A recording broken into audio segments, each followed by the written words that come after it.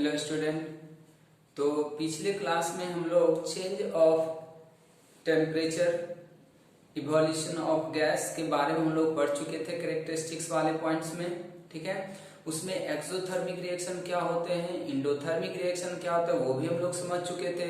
अब हम लोग नेक्स्ट जो कैरेक्टरिस्टिक्स है इक्वेशन का वो है चेंज इन स्टेट। ठीक है, उसको हम समझने की कोशिश करते हैं। तो चेंज इन स्टेट को समझने के लिए हम एक एग्जांपल ले रहे हैं। ये बहुत ही कॉमन एग्जांपल है कि मैग्नीशियम के रिबन को, चूंकि मैग्नीशियम मेटल जो होता है वो लैबोरेटरी में हमारे रिबन के फॉर्म में होते हैं। ठीक है, इसीलिए हम लोग मैग्नीशियम रिबन को ही बर्न करते हैं। तो इसमें चेंज इन स्टेट समझने के लिए हम लोग क्या लिए हैं, मैग्नीशियम के रिबन को बर्न करते हैं। उसके बाद उसमें हम लोग ऑब्जर्वेशन देखते हैं कि क्या क्या हो रहा है। तो यहाँ पे हम वही कुछ एक्टिविटी शो करने की कोशिश किए हैं। हम यहाँ पे दिखा रहे हैं कि ये एक हमारे पास मान लीजिए मैग्नीशियम का रिबन होगा, क्योंकि लैबोरेटरी में मैग्नीशियम जो होते हैं वो रिबन के ही फॉर्म में होता है। उसी के अंदर रिबन में अगर हम लोग छोटा सा उसका रिबन है, उसमें ढेर सारा मैग्नीशियम का क्या होगा, एटम होंगे, छोटे छोटे एटम्स होंगे। ठीक है, तो उसको हम लोग क्या कर रहे हैं, जला रहे हैं। यहाँ पे जब हम लोग जलाते हैं तो ये पहली बात तो आपको ये याद रखना होगा कि ये बहुत ही डेजलिंग फ्लेम्स के साथ जलता है। ये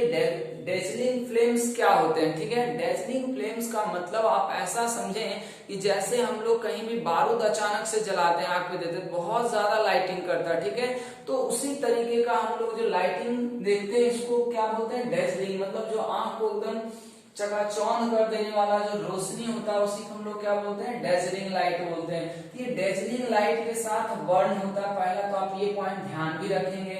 उसके बाद देखेंगे क्या कि अगर हम नीचे एक वाच ग्लास रखते हैं, ये हमारा वाच ग्लास है, तो लाइट के साथ क्या होगा, इसके नीचे कुछ एब्सेस इसका आएगा, रेस्ट पार्टिकल कुछ आएगा, बचा हुआ मटेरियल आएगा। जब उसको जमा करेंगे ये एक व्हाइट पाउडर के फॉर्म में होता है। इसको हम लोग क्या लिखें, व्हाइट पाउडर होता है। तो ये व्हाइट पाउडर किसका होता है, तो मैग्नीशियम ऑक्साइड का होता है, MgO का होता है। अब हमें यहाँ से समझना है कि क्या ये चेंज इन स्टेट का एग्जांपल है क्या। तो अब देखिए चेंज इन स्टेट का मतलब ये होता है कि हो सकता है कि पहले आपके पास सब्सटेंस किसी और फेज में हो, बाद में वो किसी और फेज में हो रहा है, या उसमें फिर कोई गैस का इवोल्यूशन हो रहा है। ठीक है, तो हम लोग यहाँ पे देख रहे हैं क्या कि अभी देखिए मैग्नीशियम क्या है, सिंपल एटम के फॉर्म में। ठीक है, फिर से ये क्या बन गया, मैग्नीशियम ऑक्साइड बन रहा, और ये है तो अभी भी सॉलिड, लेकिन ये एटम्स के फॉर्म में था, रिबन के फॉर्म में था, जबकि ये क्या हो गया, पाउडर फॉर्म में हो गया। तो यहाँ भी हम मान सकते हैं कि स्टेट चेंज हुआ है। ठीक है, या आप स्टेट चेंज का एक और बहुत ही सिंपल एग्जांपल ले सकते हैं। जैसे हम लोग कैंडल जलाते हैं, ठीक है, तो वैक्स जो होता है पहले वो सॉलिड फॉर्म में होता है। जब हम उसको जलाते हैं तो धीरे धीरे क्या होता है, वहां से वेपर्स भी बनते हैं, वो हमें दिखाई नहीं देते हैं, बट वो धीरे धीरे किस में कन्वर्ट होने लगते हैं, लिक्विड के फॉर्म में कन्वर्ट होने लगते हैं। ठीक है, और वहां से लाइटिंग भी आता है। तो ये सारा एग्जांपल जो है ना वो रिएक्शन के दौरान चेंज इन स्टेट को शो करता है। तो यहाँ से एक कॉमन सवाल बनता है कि ये जब लैबोरेटरी में जलाया जाता है इसको, तो जलाने से पहले इसमें एक एक्टिविटी किया जाता है कि चूंकि लैब में मैग्नीशियम रिबन बहुत दिनों से रखा हुआ रहता है, और मैग्नीशियम जो है वो एक रिएक्टिव मेटल है, तो करना क्या होता है, एक्टिविटी जब हम लोग ये शो करते हैं तो ये एक प्रिकॉशंस मतलब बिफोर बर्निंग ये लिया जाता है कि हम लोग मैग्नीशियम रिबन को पहले सैंड पेपर से क्या करते हैं, रब करते हैं, रगड़ते हैं, उसको साफ करते हैं उसके सरफेस को, उसके बाद ही जलाते हैं। ऐसा नहीं है कि वो नहीं जलेगा, जलेगा, बट थोड़ा और आसानी से जले, इसलिए यहाँ पे हम लोग मैग्नीशियम रिबन को क्या करते हैं, सैंड पेपर से उसको साफ करते हैं। यहाँ एक छोटा सा सवाल पूछा जाता है कि आखिर हम लोग ये क्यों करते हैं, इसका क्या पर्पस होता है सैंड पेपर से रगड़ने का। तो हम समझते हैं, ऑब्जर्वेशन तो आपको समझ में आ रहा होगा। आप ये ध्यान रखें, ये हम लोग टॉन्ग रखें जिससे हम लोग पकड़ के रखते हैं मैग्नीशियम वायर को। उसके बाद हम लोग फ्लेम पे ले जाएंगे, किसी भी तरह का फ्लेम आप यूज कर सकते हैं। यहाँ एक बर्नर बनसेन होता है उसके ऊपर भी ले जा सकते हैं, या सिंपल आप किसी भी माचिस के तीली से भी इसमें आग लगा सकते हैं। तो यहाँ पे देखिएगा कि पाउडर फॉर्म में जमा हो जाएगा, उसी को हम लोग क्या बोलते हैं, मैग्नीशियम ऑक्साइड। अब अगर इसी पूरे एक्टिविटी को हम केमिकल रिएक्शन के फॉर्म में लिखें तो हम ये लिखते हैं कि मैग्नीशियम जो है वो प्योर ऑक्सीजन के साथ रिएक्शन करेगा तब क्या बनाएगा, मैग्नीशियम ऑक्साइड बनाएगा। लेकिन सोचे क्या प्योर ऑक्सीजन हमारे पास होता है क्या? तो हम यहाँ पे आपको एक चीज और लिख रहे हैं, ये ऑक्सीजन है लेकिन आएगा एयर से। अगर कोई ऐसा ही रिएक्शन आपसे पूछता है, ये ध्यान रखें कि अगर ऑक्सीजन लिखता है, ये ऑक्सीजन कहां से आ रहा होगा, फ्रॉम एयर से ही आ रहा होगा, ठीक है। लेकिन हम अभी ऐसा इसको मान लेते हैं कि ये क्या है, हमारा प्योर ऑक्सीजन है। ये क्या है, प्योर ऑक्सीजन के प्रेजेंस में अगर हम लोग जलाते हैं, ठीक है, तब तो मैग्नीशियम ऑक्साइड बनेगा। लेकिन जब हम एयर के प्रेजेंस में जलाएंगे ना, ठीक है, तो ये जनरली क्या करेगा, मैग्नीशियम ऑक्साइड तो बनाएगा ही बनाएगा। कारण क्या है कि एयर का मतलब ऑक्सीजन भी है, नाइट्रोजन भी है और भी बाकी सारे गैसेस होते हैं, CO2 भी होते हैं, वहां पे आर्गन गैस भी होगा। तो एयर का जो मेजर कंपोनेंट है हम लोग ऑक्सीजन और नाइट्रोजन को लेते हैं। तो अगर मैग्नीशियम को एयर के साथ रिएक्शन कराया जाए तो ये MgO भी बना सकता है, साथ साथ ये क्या बनेगा, Mg3N2 मैग्नीशियम नाइट्राइड भी बनाते हैं। आप याद रखना चाहें तो इसको याद रख सकते हैं, वो भी ये ध्यान रखें, मॉइस्ट एयर नहीं है, मॉइस्ट एयर होगा फिर से वहां पे MgOH का होल ट्वाइस बन सकता है। और फिर MgOH का होल ट्वाइस, चूंकि वो क्या होता है, ऑक्साइड जो है वो बेसिक होता है, फिर वो CO2 के साथ रिएक्शन कर सकता है जो कि एसिडिक ऑक्साइड होता है, तो वो कार्बोनेट भी बना सकता है। अभी उतने डिटेल से नहीं जाना, ये सब हम लोग आगे पढ़ते हैं। आप लोग 10th स्टैंडर्ड में बस यही याद रखें कि मैग्नीशियम को अगर जलाया जाएगा एयर के प्रेजेंस में भी, तो एयर में भी क्या है, ऑक्सीजन है, तो ऑक्सीजन के साथ रिएक्शन करके क्या बना देगा, MgO मेटल ऑक्साइड बनाता, मैग्नीशियम का पाउडर फॉर्म में जलाएगा। ये एक तरह से कंबशन भी होता है, इसको हम लोग क्या बोल सकते हैं, कंबशन। तो ऐसे आप याद रख सकते हैं, अगर ये ड्राई एयर के प्रेजेंस में होगा तब की कहानी, मॉइस्ट एयर में थोड़ा सा और प्रोडक्ट चेंज होगा, तो आप इस तरीके से इसको ध्यान रख सकते हैं। फिलहाल आप इसको याद रखें, ज्यादा हमारे लिए बेटर है, ठीक है। आगे तो और हम लोग रिएक्शन पढ़ेंगे। अब यहाँ पे हम लोग इसी का आंसर करने की कोशिश किए कि जब हम मैग्नीशियम के रिबन को जलाते हैं तो उसको जलाने से पहले हम लोग क्लीन क्यों करते हैं, ठीक है। उसका देखिए यही सब आंसर लिखा हुआ है, लिखे हम लोग यही कि मैग्नीशियम जो है वो एक रिएक्टिव मेटल की कैटेगरी में आता है, इसीलिए ये क्या करता है, लेयर बनाता है। किस चीज का, हम यहाँ पे देखिए आपको मेनली क्या लिखे, मैग्नीशियम ऑक्साइड, आप इतना भी लिख देंगे काम चल जाएगा, एंड सम अदर सब्सटेंस का भी लेयर बन सकता है। वो क्या क्या हो सकता है, MgOH का होल ट्वाइस, MgCO3 हो सकता है, Mg3N2 हो सकता है। लेकिन ये सब जो है ना, MgOH का होल ट्वाइस, MgCO3, ये सब आप तभी लिखेंगे, खास करके MgOH का होल ट्वाइस जब हमारा क्या बन रहा हो, मॉइस्ट एयर हो, ठीक है। मॉइस्ट एयर के साथ ही ऐसा हो सकता है, नहीं तो आप डायरेक्टली ये याद रखें मैग्नीशियम ऑक्साइड। अब एक कंपोनेंट याद रखें, आपका 10th तक काम हो जाएगा। तो मैग्नीशियम मेटल रिएक्टिव कैटेगरी में होते हैं, इसीलिए ये एयर के प्रेजेंस में अपने सरफेस के ऊपर एक लेयर बनाते हैं। किस चीज का, मैग्नीशियम ऑक्साइड का। अब सोचिए कि जब तक वो लेयर हम लोग हटाते नहीं है, तो चूंकि जो बर्न करता है वो मैग्नीशियम एटम बर्न करता है, तो अगर एटम के ऊपर एक लेयर जमा हो गया, जब तक उसको साफ नहीं करेंगे तो मैग्नीशियम एटम डायरेक्टली कंबशन में इन्वॉल्व नहीं होगा, उसके ऊपर इंप्यूरिटीज बैठा हुआ, ठीक है। इसलिए हम लोग पहले इंप्यूरिटीज को साफ करते हैं, ये इंप्यूरिटीज के फॉर्म में होगा, तो इसीलिए इसको हम लोग क्या करते हैं, साफ कर देते हैं। तो यहाँ पे ये लिखा moist air on its surface, इसी के कारण से ये उतने अच्छे से नहीं जल पाएगा जो हम लोग हटाने के बाद जलाएंगे। तो ये आसानी से जल जाए, इसी के लिए हम लोग क्या करते हैं, इसको रब करते हैं और इसको क्लीन करते हैं। और ये ध्यान रखेंगे कि मैग्नीशियम वायर किस तरह के कंबशन, ये किस तरह से जलता है, तो डेजलिंग व्हाइट फ्लेम्स के साथ जलता है, बहुत ज्यादा रोशनी इसमें आएगा। जस्ट लाइक आप कहीं बारूद को देखते होंगे कि कहीं आग लगा हुआ, उसके ऊपर छोटा सा बारूद में बहुत ज्यादा चिंगारी आएगा, या माचिस को आप जलाते हैं बहुत तेजी से पहले जलता है फिर लो हो जाता है, तो उस तरीके का यहाँ पे आएगा। आप इसमें कंबशन ऑफ वैक्स भी लिख सकते हैं, सेकेंड एग्जांपल समझने के लिए। ये क्या हो सकता है, कंबशन ऑफ वैक्स। वैक्स का कंबशन जो है वो भी क्या हो सकता है, चेंज इन स्टेट के कैटेगरी में ही शामिल हो सकता है। तो हम समझते हैं चेंज इन स्टेट आप लोगों को अच्छी तरीके से समझ में आ गया होगा। देखिए अभी हम लोग को इसमें रिएक्शन नहीं पढ़ रहे, बस हम आपको समझा रहे हैं कि जो कैरेक्टरिस्टिक्स होता है उसको हम लोग कैसे कैसे पहचानते हैं। तो आप एक बार बस याद रख ले कि इवोल्यूशन ऑफ गैस का क्या मीनिंग है। तो इवोल्यूशन ऑफ गैस को समझने के लिए हम एक एग्जांपल याद रख सकते हैं कि Zn प्लस डाइल्यूट H2SO4 का रिएक्शन होगा तो उसमें H2 गैस इवॉल्व होता है, ठीक है। उसी तरह से चेंज इन टेम्परेचर के लिए आप इस एग्जांपल को भी ले सकते हैं, नहीं तो और भी सारा एग्जांपल था। कंबशन कुछ एक्सोथर्मिक रिएक्शन था, फिर बैरियम ये बैरियम क्लोरेट वाला रिएक्शन था, तो वो सब एंडोथर्मिक में आ रहा था। तो एक एक एग्जांपल आप सब सपोर्टिव के फॉर्म में याद रख सकें, ताकि अगर कोई पूछे कि चेंज इन स्टेट का क्या मतलब, उसको आप कैसे डिस्क्राइब कर सकते हैं, तो एक एक एग्जांपल जो आपको बताया जा रहा है बस उसी को क्या करना है, एक्सप्लेन कर देना है। तो आप जल्दी से यहाँ तक लिख लें, फिर हम लोग आते हैं चेंज इन कलर के ऊपर। देखें चेंज इन कलर को समझने के लिए हम लोग कुछ एग्जांपल ले रहे हैं, ठीक है। ऐसे आप इसको ज्यादा ध्यान से देखेंगे, ऐसे बहुत सारे रिएक्शन हो सकते हैं। एक दो सिंपल रिएक्शन आपको दिखाने की कोशिश कर रहे हैं। अब जैसे देखिए एक कंपाउंड है PbNO3 का हॉल्टवाइस, इसको हम लोग क्या बोलते हैं, लेड नाइट्रेट का हम लोग सॉल्यूशन ले रहे हैं, एक्वस सॉल्यूशन ले रहे हैं। इसका क्या मतलब हुआ कि हम लोग वाटर ले लेंगे, उसके अंदर हम लोग कुछ अमाउंट में PbNO3 का हॉल्टवाइस को हम लोग डिसोल्व कर देंगे, तो ये बन गया हमारा सॉल्यूशन। किसका है, PbNO3 का हॉल्टवाइस का, लेड नाइट्रेट का सॉल्यूशन है।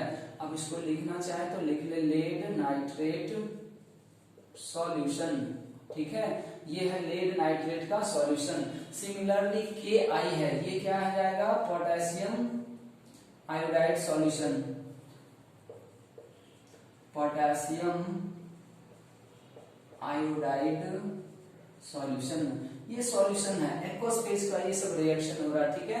सबको हम लोग पहले डिसॉल्व कर दिए पानी के अंदर। अब ये सॉल्यूशन देखिए क्या कलरलेस है, ये भी क्या है, कलरलेस है। लेकिन जब इन दोनों को हम एक दूसरे में मिक्स करेंगे, ठीक है, ये सब टेस्ट ट्यूब होता है, लैब में आप जाएंगे तो आपको ऐसा कांच ग्लास का बना हुआ बहुत सारा टेस्ट ट्यूब मिलेगा, ठीक है। तो हम लोग उसी टेस्ट ट्यूब में क्या करते हैं, अलग अलग सॉल्यूशन तैयार करते हैं, फिर इन दोनों को क्या करते हैं, एक दूसरे में मिक्स करते हैं। मिक्स करने के बाद हम लोग ऑब्जर्वेशन देखते हैं क्या होता है। जब ये दोनों सॉल्यूशन को मिक्स किया जाता है तो जैसे हम लोग मिक्स करेंगे वो धीरे धीरे करके क्या करेगा, यहाँ पे पीपीटी बनाना शुरू होगा, ठीक है। अब ये पीपीटी के बारे में पिछले क्लास में भी आपको बताए होंगे कि पीपीटी हम कहते किसको हैं। पीपीटी हम वैसे सब्सटेंस को कहते हैं जो वाटर में इनसॉल्युबल होता है, ठीक है। तो वो सॉलिड फॉर्म में होगा, कोई जरूरी नहीं वहां पे वो हो सकता है, मतलब लेयर उसका अलग हो जाएगा, इनसॉल्युबल होगा, ठीक है। तो उसको हम लोग क्या बोलते हैं, पीपीटी बोलते हैं। तो यहाँ पे ये येलो कलर का क्या बनाएगा, पीपीटी बनाएगा, मतलब आपको एक अलग सा लेयर दिखेगा, ठीक है।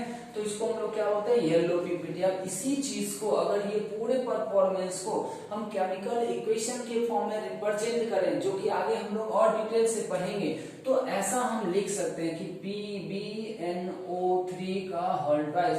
मान लीजिए ये तो हम लोग डायरेक्ट ऑब्जर्वेशन लेंगे, लेकिन इसी चीज को अगर हम कॉपी के ऊपर समझने की कोशिश करें तो जो भी हम केमिकल रिएक्शन लैबोरेटरी में कराते हैं, ठीक है, तो वो सारा हम लोग को ऐसे ही दिख रहा आंखों के सामने। लेकिन उसी चीज को अगर हमें पेपर पे लिखना होता है तब उसी के लिए जनरेट किया गया उस केमिकल रिएक्शन का इक्वेशन, जो अलग अलग तरीके से लिखा था। कुछ वर्ड के फॉर्म में लिखाएगा, कुछ एलिमेंट्स के कंपाउंड या एलिमेंट्स के ये सिंबल के फॉर्म में लिखेंगे, फॉर्मूला फॉर्म में लिखेंगे। तो दो तीन तरह का रिप्रेजेंटेशन यूज होता है, वो आपको हम बताएंगे आगे। फिलहाल आप ये देखें कि अगर ये पूरा परफॉर्मेंस को हम पेपर पे लिखना चाहें या इन दोनों सब्सटेंस के बीच में किस तरह का रिएक्शन हुआ होगा और किस तरह का प्रोडक्ट बना होगा, उसको दिखाने के लिए हमें इसका केमिकल इक्वेशन का यूज करना पड़ेगा। तो यहाँ देखिए हम लोग क्या करते हैं, PbNO3 का हॉल्टवाइस प्लस Ki। अब ये सब अगर आप आगे देखेंगे, ये आपको एनाइन केटाइन में तोड़ने आता हो तो सब में आप देखेंगे तो वही कहानी है। अगर किसी को पता हो तो ये है Pb+2 में और NO3 नाइट्रेट होता -1 में, फिर K+ और I- बहुत बच्चों को लग रहा होगा कि आखिर ये तो लिख दिया, अब प्रोडक्ट हम कैसे बनाएं।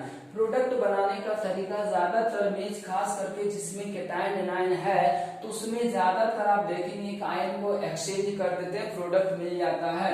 हम पिछले भी क्लास में आपको थोड़ा बहुत हिंट किए थे। अब जैसे देखें इस कंपाउंड में Pb है प्लस, यहाँ पे I है माइनस, तो इन दोनों के बीच कंपाउंड बनेगा। अब सोचिए Pb+2 और I- से अगर आपको कंपाउंड बनाने दिया जाए तब उसका फॉर्मूला क्या लिखेंगे, उसका फॉर्मूला तो यही लिखाएगा PbI2, ठीक है। ये सॉलिड होता है, ये पीपीटी बनाएगा, ये वाटर इनसॉल्युबल सब्सटेंस है, और प्लस क्या बन जाएगा KNO3, ये सॉल्युबल सब्सटेंस है, तो ये एक्वस में ही रहेगा, ठीक है। ये सॉलिड बना देगा, PbI2 सॉलिड मतलब एक्वस ही है, ये सॉरी एक्वस वाटर में ही है, लेकिन ये क्या इनसॉल्युबल है, इसलिए हम उसमें डाउनवर्ड एरो दिखा रहे हैं। ये डिसॉल्व सब्सटेंस है, ये सॉल्युबल है, इसका कोई लेयर आपको नहीं दिखाई देगा। तो यहाँ पे एक्चुअली इस तरीके से रिएक्शन हुआ। तो यहाँ हम यही लिखें कि येलो पीपीटी जो आया होगा वो किसका आया होगा, लेड आयोडाइड का। इसका नाम क्या हो जाएगा, लेड आयोडाइड। ये सब नाम आपको लिखने भी आना चाहिए, और हम समझते हैं आता भी होगा।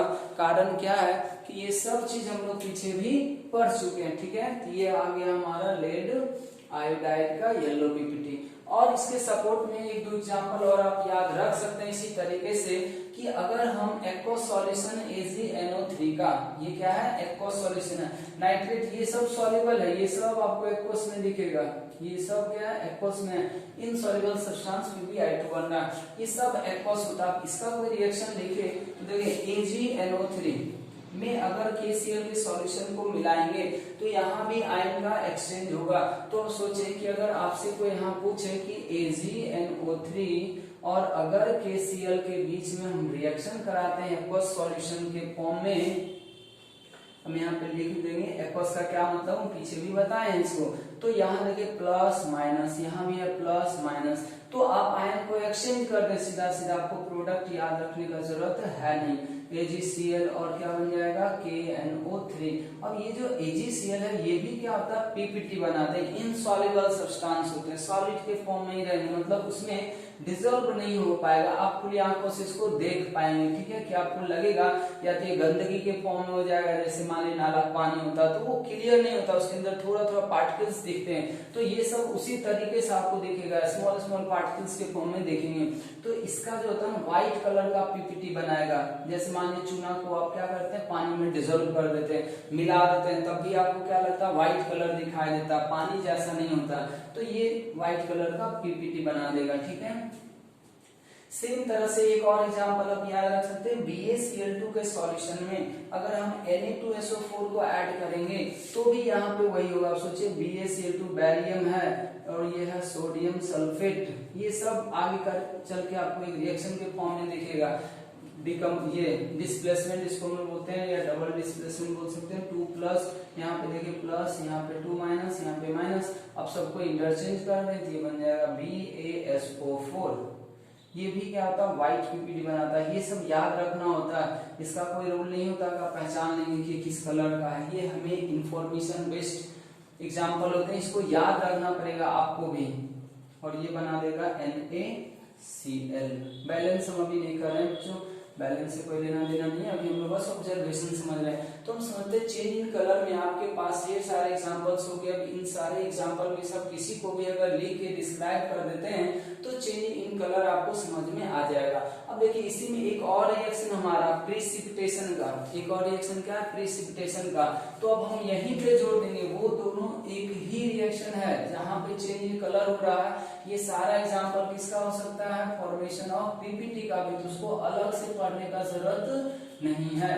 फॉर्मेशन ऑफ पीपीटी में भी आप ये सारा लिख सकते हैं, दोनों चीज हो रहा है। और ये हम नोट में एक जगह लिखाए भी हैं कि सेम रिएक्शन के अंदर एक से ज्यादा ऑब्जर्वेशन मिल सकते हैं। तो यहाँ पे देखें कलर भी चेंज हो रहा है और पीपीटी का फॉर्मेशन भी हो रहा है, तो अलग से इसको पढ़ने की जरूरत नहीं है। आप इन सारे एग्जाम्पल को चेंज इन कलर में भी काउंट कर लें और फॉर्मेशन ऑफ पीपीटी में भी काउंट कर लें। तो यहाँ तक आप जल्दी से लिख लें।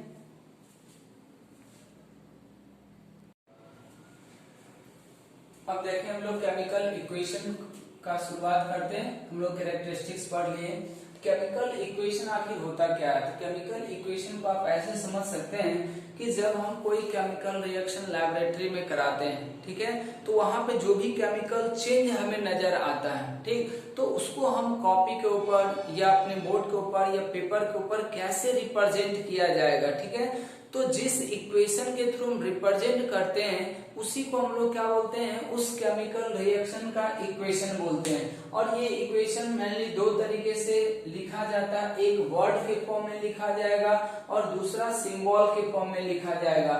तो हम यहाँ पे आपको यही सब चीज लिखे, representation of any chemical reaction on paper और board by using name of reacting species. Name of reacting species करने का मतलब हुआ कि रिएक्टेंट और प्रोडक्ट में जो भी सब्सटेंस हम लोग यूज करें उसका आप नाम लिखें। अगर आप ऐसा करते हैं कॉपी के ऊपर या पेज के ऊपर तो ये कहलाएगा उस रिएक्शन का वर्ड इक्वेशन, ठीक है। और अगर आप वही रिएक्टिंग सब्सटेंस मतलब रिएक्टेंट और प्रोडक्ट, जब भी हम किसी रिएक्शन में रिएक्टिंग सब्सटेंस की बात करते हैं तो उसमें रिएक्टेंट प्रोडक्ट दोनों इंक्लूड होते हैं, ये नहीं समझना सिर्फ रिएक्टेंट है, ठीक है। By using formula of compound, अगर कोई कंपाउंड है तो आप उसका फॉर्मूला लिखेंगे और अगर कोई एलिमेंट है तो आप उसका सिंबल लिखेंगे। एलिमेंट के लिए हम लोग सिंबल यूज करते हैं और कंपाउंड का हम लोग फॉर्मूला यूज करते हैं, तो उसको हम लोग क्या बोलेंगे, सिंबॉलिक इक्वेशन बोलते हैं, ठीक है। तो अब हम लोग किसी भी केमिकल रिएक्शन को अगर लैब में कराते हैं तो उसको पेपर पे रिप्रेजेंट करने के लिए हम दो तरीके का इक्वेशन बना सकते हैं। एक हमारा वर्ड इक्वेशन होगा। वर्ड इक्वेशन हम किसे कहेंगे या हम कैसे बनाएंगे, तो जो सब्सटेंस हमारे पास रिएक्ट कर रहा और जो सब्सटेंस बन रहा, अगर हम उन सब का नाम मेंशन कर दें रिएक्टेंट साइड और प्रोडक्ट साइड, तब वो कहलाएंगे वर्ड इक्वेशन। और उसी का अगर हम लोग केमिकल फॉर्मूला लिखते हैं या सिंबल लिखते हैं तो उसको हम लोग बोलते हैं सिंबॉलिक रिप्रेजेंटेशन। हम कुछ एग्जांपल के थ्रू आपको यहाँ पे यही सारा बात समझाने की कोशिश कर रहे हैं। जैसे देखें, हम पहला एग्जांपल लिखें कि action of dilute H2SO4 on zinc metal. Zinc metal के ऊपर अगर आप कोई भी एक्शन करते हैं H2SO4 का, तब ये कहलाएगा केमिकल चेंज कहलाएगा। और ये जो केमिकल चेंज हो रहा है, अब इसको हम पेपर के ऊपर या कॉपी के ऊपर कैसे लिख सकते हैं, तो इसके लिए हम लोग दो तरीके का वर्ड यूज किए हैं। अब जैसे देखिए यहाँ पर हम लिखे इन वर्ड इक्वेशन। वर्ड इक्वेशन में अगर इसी चीज को लिखें क्या लिखना होगा, आप देखें किसके किसके ऊपर एक्शन किया गया, डाइल्यूट H2SO4 और जिंक मेटल के बीच में। तो हम लिख दिए यहाँ पे जिंक मेटल, ये सॉलिड के फॉर्म में होगा, और डाइल्यूट H2SO4 ये एक्वस सॉल्यूशन है, ठीक है, H2SO4 का सॉल्यूशन ले लिए, ठीक। ये सब रिएक्शन हम लोग ऑब्जर्वेशन देख भी चुके हैं डिटेल से, बस हम अभी इक्वेशन बनाना सीख रहे हैं। तो यहाँ पे अब क्या बनता था, जिंक सल्फेट बनता था, हम जिंक सल्फेट लिख दिए, प्लस क्या होता था, हाइड्रोजन गैस इवॉल्व होता था। अब इसी चीज को अगर इसी केमिकल रिएक्शन का हमें पेपर के ऊपर सिंबॉलिक रिप्रेजेंटेशन देना होगा, तो अब सोचिए जिंक मेटल है, ये तो एलिमेंट है, तो एलिमेंट के लिए आपको क्या यूज करना, सिंबल यूज करना। तो जिंक के लिए हम लोग उसका क्या यूज कर दिए, सिंबल यूज कर दिए। अब देखिए डाइल्यूट H2SO4 जो है वो क्या है, हमारा एक कंपाउंड है, तो कंपाउंड के लिए उसका केमिकल फॉर्मूला यूज करना है। तो H2SO4 को हम लोग क्या बोलते हैं, सल्फ्यूरिक एसिड, इसीलिए हम लोग सल्फ्यूरिक एसिड के जगह पे क्या लिख दिए, H2SO4, और उसका मीडियम कैसा होना चाहिए, डाइल्यूट होना चाहिए। तब वहां पे हमें क्या देखने को मिलता था, जिंक सल्फेट बनता था, तब उसका केमिकल फॉर्मूला लिखेंगे। ये सब चीज के तय याद रखने से आराम से आप लिख सकेंगे। फिर है हाइड्रोजन गैस, तो हाइड्रोजन गैस का फॉर्मूला क्या होता है, H2, तो वो हम लोग इस तरीके से यहाँ पे लिख दिए। यहाँ पे आप गैस मेंशन भी कर सकते हैं और ये पार्ट भी दिखा सकते हैं, ठीक है। सिमिलरली अभी हम लोग थोड़ा देर पहले एक रिएक्शन को डील किए थे, combustion of ribbon, magnesium ribbon. तो अब रिबन को अगर हम लोग जलाते हैं तो ये भी एक केमिकल चेंज ही होता है। अब इसी चीज को हम कॉपी के ऊपर कैसे रिप्रेजेंट करेंगे, तो इसको हम लोग क्या किए, देखिए पहले लिखे हम लोग मैग्नीशियम, ठीक है, फिर हम लोग लिखे ऑक्सीजन। ये ऑक्सीजन कहाँ से आता है, एयर से आता है। ये एक तरह का कंबशन रिएक्शन है, तो आप ऊपर में कंबशन भी लिख सकते हैं। तो ये बनाता क्या, मैग्नीशियम ऑक्साइड बनाएगा, ठीक है। ये सॉलिड पाउडर होता व्हाइट कलर का, वो भी हम लोग देख चुके हैं। अब इसी चीज को अगर कोई सिंबॉलिक रिप्रेजेंटेशन देता है, तब देखिए हम लोग क्या लिखे, मैग्नीशियम लिखा हुआ था, तो यहाँ पे हम लोग क्या लिख दिए, मैग्नीशियम Mg मेटल है तो सिंबल दे दिए। फिर ऑक्सीजन है तो ऑक्सीजन के लिए हम लोग O2 लिखते हैं, O नहीं O2 मॉलिक्यूल लिखते हैं। ऑक्सीजन हमेशा मॉलिक्यूल के फॉर्म में रिएक्शन में पार्टिसिपेट करेगा तो O2 मॉलिक्यूल हो गया। अब ये दोनों मिलके क्या बनाते थे, MgO सॉलिड बनाता था। मैग्नीशियम ऑक्साइड पे क्या होता है, फॉर्मूला MgO। तो हम समझते हैं कि आपको ये बात अच्छी तरह का समझ में आ रहा होगा कि जब हम कोई भी केमिकल रिएक्शन परफॉर्म कराते हैं तो उसमें जो इक्वेशन बनाना होता है वो हम कैसे बना सकते हैं। तो उसका दो तरीका है, या तो आप एक वर्ड के फॉर्म में लिखेंगे और उसी को बाद में हम लोग क्या करते हैं, सिंबल के फॉर्म में कन्वर्ट करते हैं। और सिंबल के फॉर्म में कन्वर्ट करते समय आप दो बातों का ध्यान रखें कि अगर कोई एलिमेंट था तो एलिमेंट के लिए उसका सिंबल यूज करेंगे, ठीक है, और कंपाउंड के लिए उसका केमिकल फॉर्मूला यूज किया जाता है। तो इस तरीके से हम लोग केमिकल इक्वेशन को लिख सकते हैं और समझ सकते हैं। आपको ये बात सिर्फ समझ में आना चाहिए ऐसे कैसे होगा। ये सब चीज एग्जाम में आपसे नहीं पूछेगा कि वर्ड इक्वेशन में क्या है, ये है लिखिए डेफिनेशन, ठीक है। क्वेश्चन आ सकता है कि दिए गए रिएक्शन का वर्ड इक्वेशन लिखिए, तो ये आपको इस तरीके से लिखना है, ठीक है। तो आप एक बात समझ जाएं, उसके बाद हम लोग का सवाल भी आराम से बन सकता है। अब इसके बाद एक और पॉइंट आता है बैलेंस्ड केमिकल इक्वेशन। ये तो अभी हम लोग केमिकल इक्वेशन समझे। अगला आएगा balanced chemical equation. Balanced chemical equation का क्या मीनिंग है? बैलेंस्ड वर्ड से ही ऐसा पता चलता है कि यहाँ भी दो साइड होना चाहिए। तो इतना सबको अभी तक पता चल गया होगा कि किसी भी केमिकल रिएक्शन में दो साइड होते हैं। एक है हमारा रिएक्टेंट, एक है क्या, रिएक्टेंट, और दूसरा क्या है, प्रोडक्ट, ठीक है। तो ये दो साइड हो गए। तो बैलेंस कहने का क्या मतलब है कि यहाँ पे हम लोग एटम से लेते हैं कि जिस एलिमेंट का एटम रिएक्टेंट साइज जितना होगा उतना ही उस एलिमेंट का एटम प्रोडक्ट साइड भी होना चाहिए, तब माना जाएगा कि वो एलिमेंट दोनों साइड बैलेंस है। और अगर यही काम हम हर एक एलिमेंट के लिए कर देते हैं तो पूरा रिएक्शन हमारा क्या माना जाता है, बैलेंस माना जाता है। तो हम रिएक्शन को बैलेंस करते हैं, ना कि कोई एक पार्टिकुलर एलिमेंट को करते हैं। इसलिए ध्यान देना हमें कि जब भी हमें बैलेंस्ड केमिकल इक्वेशन की बात करना हो, बैलेंस्ड केमिकल इक्वेशन, तो इसको हम कैसे डिफाइन करेंगे? तो बैलेंस्ड केमिकल इक्वेशन का मतलब होता है, तो हम लोग ऐसे लिख सकते हैं कि when the number of each and every atom of any element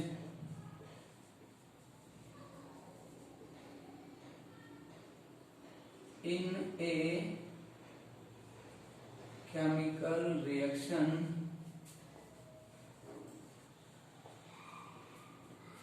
is equal on both sides।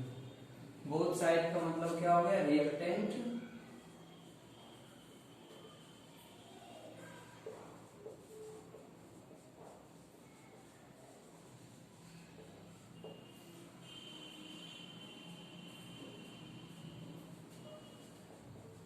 then the reaction is known as balanced reaction,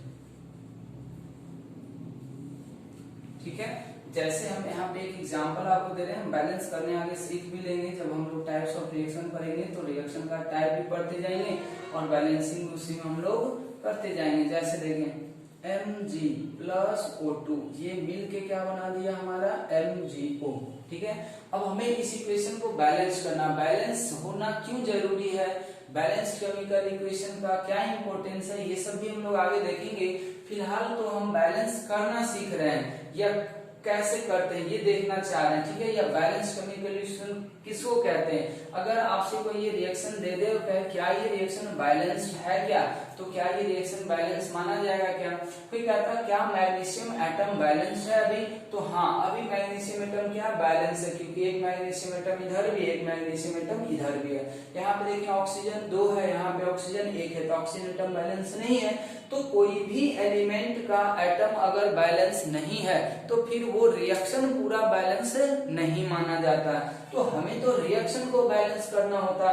तो यहाँ पे हम लोग करते क्या है कि सोच रहे हैं कि अगर यहाँ पे हम 2 दे दें तो अब देखिए मैग्नीशियम का भी 2 एटम हो जाएगा, ऑक्सीजन का भी 2 एटम, यहाँ भी 2 एटम, यहाँ भी 2 एटम। अब ये रिएक्शन क्या हो गया? बैलेंस्ड हो गया।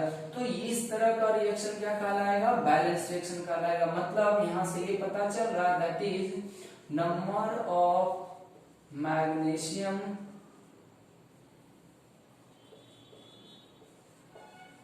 एटम ऑन रिएक्टेंट या इन रिएक्टेंट साइड बराबर है number of magnesium atom in product side, in product side. और ये किसके इक्वल है? 2 के इक्वल है, दोनों साइड 2-2 है। सिमिलरली आप यहाँ ये कर सकते हैं कि number of oxygen atom, O का मतलब है oxygen atom, in left side, left side मतलब रिएक्टेंट बराबर हो जाएगा number of oxygen atom in right side. ये भी कितना? 2। हाँ, अब ये भी देखिए यहाँ पे ये ध्यान नहीं रखना है कि एक एटम का संख्या अगर रिएक्टेंट से प्रोडक्ट में 2 है तो दूसरे एटम का भी संख्या रिएक्टेंट से प्रोडक्ट में 2 है। ऐसा जरूर नहीं है कि बाय कोइंसिडेंस आपको दिख रहा होगा, लेकिन ऐसा हमें कॉमनली दिमाग में नहीं बैठाना। हो सकता था कि मैग्नीशियम का इधर और इधर 2 एटम है तो ऑक्सीजन का 3 और 3, जिस एटम को हम मैच करा रहे हैं उसका देखें कि आपस में दोनों का सेम है या नहीं, दूसरे एलिमेंट से मैच नहीं कराना। अगर मान लीजिए मैग्नीशियम यहाँ पे 1 है, यहाँ भी 1 है, ठीक है, तो कोई जरूरी नहीं है किसी रिएक्शन का जो दूसरा एलिमेंट है उसका भी 1 एटम और 1 एटम होना चाहिए। 1 एटम अगर मैग्नीशियम का रिएक्टेंट में तो 1 एटम मैग्नीशियम का प्रोडक्ट में होना चाहिए। अगर ऑक्सीजन का 2 एटम रिएक्टेंट में है तो ऑक्सीजन का 2 एटम प्रोडक्ट में होना चाहिए, ठीक है। तो इस तरीके से हम लोग रिएक्शन को बैलेंस करते हैं। तो अब हम लोग नेक्स्ट जो पढ़ेंगे वो टाइप्स पढ़ेंगे रिएक्शन का, और वहीं पे हम लोग बैलेंसिंग भी करेंगे। तो जब अगला लेक्चर आएगा तो उसमें हम पहले आपको बैलेंस करने का तरीका सिखा देंगे, उसके बाद हम लोग टाइप्स पढ़ेंगे, और वहां पे जो टाइप्स पढ़ेंगे उसके रिएक्शन को हम लोग लिखते भी जाएंगे। दोनों फॉर्म में लिखेंगे, वर्ड के फॉर्म में भी लिखेंगे, इक्वेशन के फॉर्म में भी लिखेंगे, उसको बैलेंस भी करेंगे। और किसी भी रिएक्शन का प्रोडक्ट लिखने के लिए हम लोग क्या क्या सोच सकते हैं उसको भी हम लोग धीरे धीरे करके सीखेंगे। तो यहाँ तक आज लिख लें, नेक्स्ट हम लोग करेंगे बैलेंसिंग के ऊपर, उसके बाद इसका फिर टाइप्स पढ़ेंगे केमिकल रिएक्शन का।